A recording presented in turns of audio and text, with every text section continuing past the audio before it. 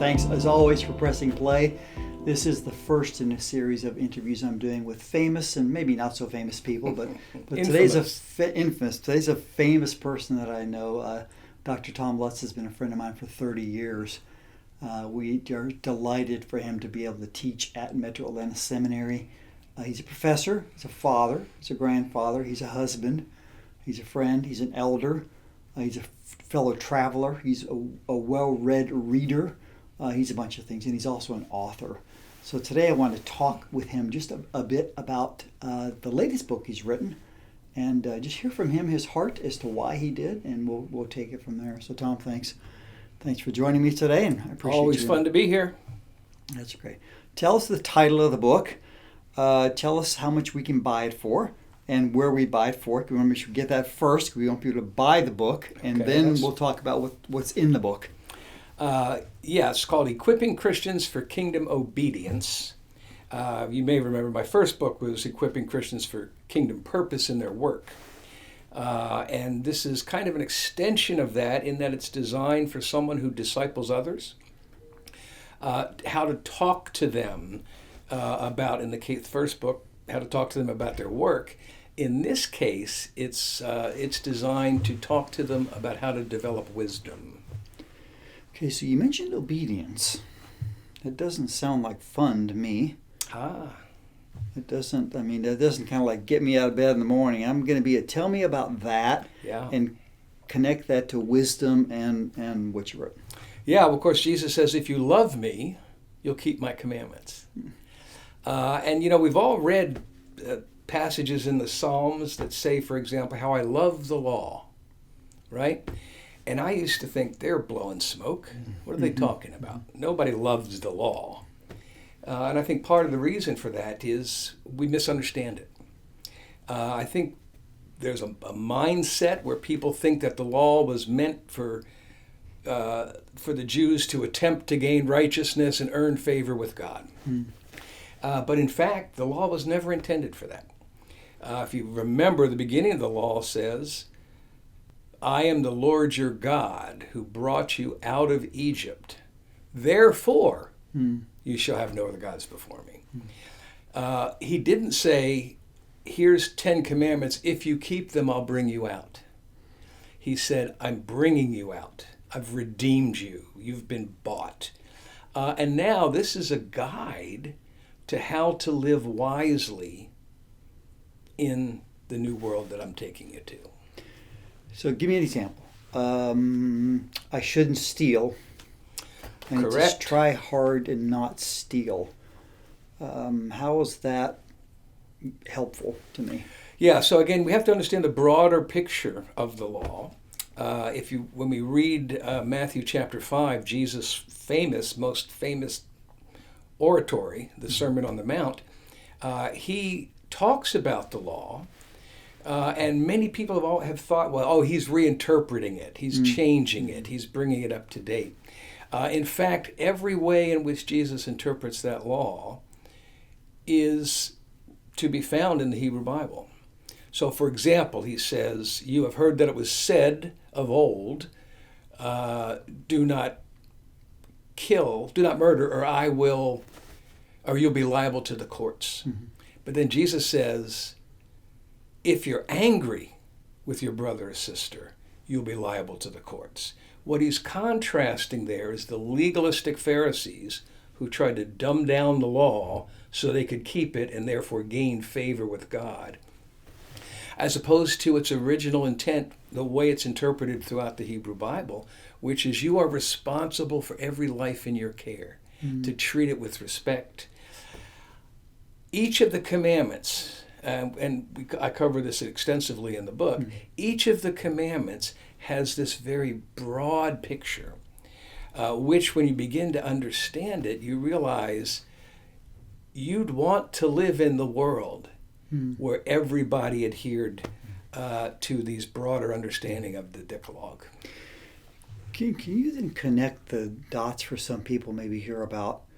I might quickly say, well, I can't.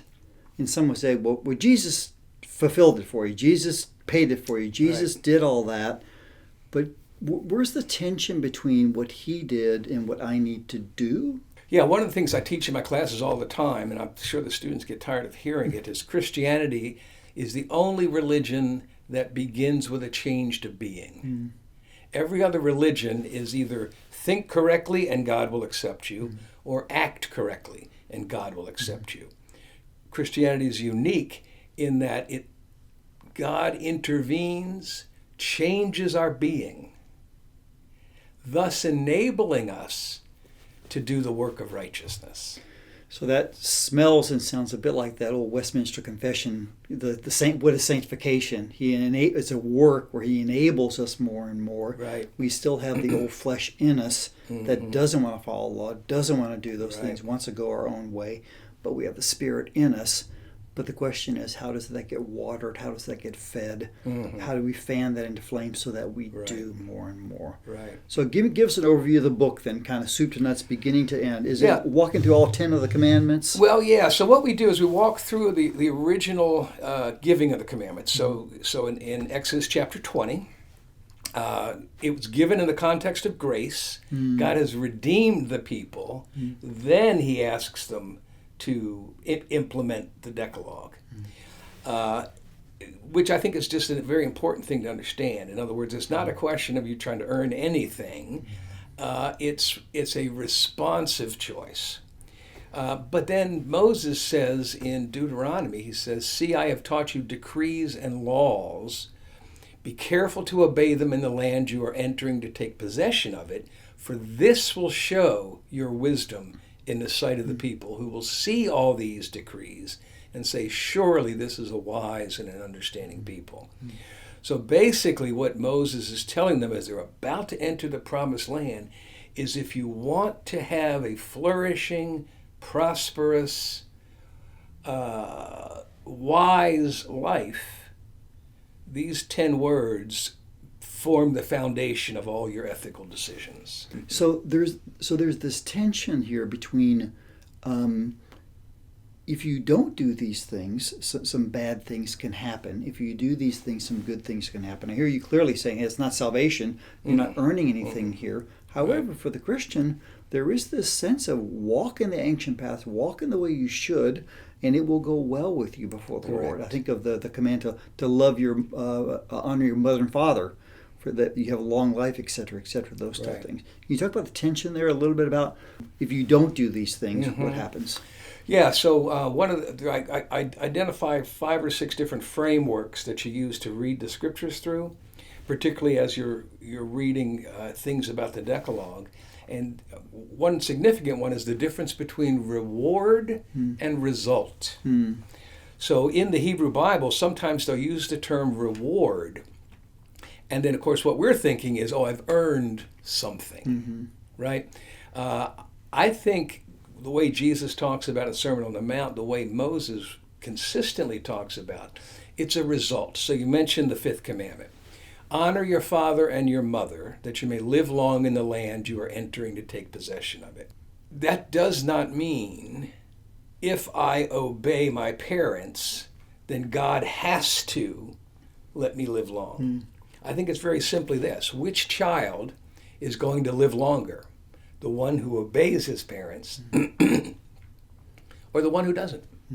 And the simple answer to that is, of course, the child that obeys the parents, assuming the parents are righteous and their wisdom that they're passing down, is going to live longer, because he's not going to text and drive, take drugs, have sex outside of marriage, right? And so he's more likely to live longer. And I think all of those commands are like that. What it's in Deuteronomy 28, Moses gives the blessings and the curses. And again, it's not a question of if you do this, God's going to swat you, or if you don't do this, God's going to reward you. It's just that this is in Mark, I think it's chapter 9, where the people who experience Jesus publicly, they do business with him, they interact with him in the community, they say this about him: he does all things well. Right? Wouldn't you like that to be, when we talk about people that we consider to be wise people, isn't that kind of the characteristic we have? that they just seem to know what to do. And I use this phrase a lot. Wisdom is the settled application of God's law to daily life. It's taking "thou shalt not kill" and thinking, what does that mean about the way I drive? Taking "thou shalt not steal," and what does that mean about the way I tip or consume in public? And so the wisdom, the ability to do all things well, comes from the case with Martin Luther, for example. Martin Luther meditated on the Decalogue every day, not because he was an ogre for punishment, but because he realized that in the words of the Decalogue, we have the fountain of wisdom. Think about this for just a minute. The Ten Commandments is the only time God spoke publicly to an assembly of millions of people. Otherwise, we have once or twice with 2 or 3 people. The only time God ever spoke publicly to the nation was the 10 words. So it sounds like this is the book that someone can get and read through, and there's a practical practice day-by-day thing for them to begin thinking through a different way of life or a new way of life. And that'd be helpful for them. It just helps us to make decisions about everything. And because as we study the broad application of the Decalogue, it touches every aspect of our lives. So when you think about the book of Proverbs, right? What is Proverbs? It's how to make good choices in life. When you study it, you go through, and what you begin to recognize is that every one of those Proverbs is tied back to one of the Decalogue. Every single, or some combination of parts of the Decalogue. All right, we are going to stop there, and here's why. Because people might get the sense, I think I got it, I think I understand it, but they need to buy your book. They do. They need to read it, not because you're going to get rich off of it, because I know you. I won't? You'll give money to the seminary, I know, when you give money, something like that. Or we'll go on a trip together. We will. By the way, Dr. Lutz will be traveling with me hopefully next year. We travel together often. We've done Israel before. We've done Greece before. We've done the UK before.